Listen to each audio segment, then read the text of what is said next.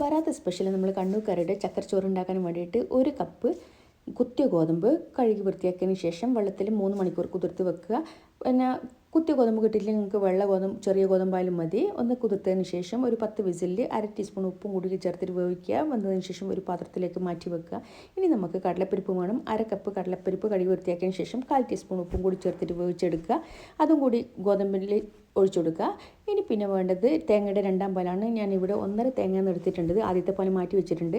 അത് ഒഴിച്ചിട്ട് ഒന്ന് കുറുകിയതിന് ശേഷം പിന്നെ തേങ്ങയുടെ ആദ്യത്തെ പാലും കൂടി ചേർക്കുക. പിന്നെ ആവശ്യത്തിന് പഞ്ചസാരയും കൂടി ചേർക്കുക. ഒന്ന് ടേസ്റ്റൊക്കെ ഒന്ന് നോക്കുക. പിന്നെ 1 ടീസ്പൂണ് ഏലക്കപ്പൊടിയും കൂടി ചേർക്കുക.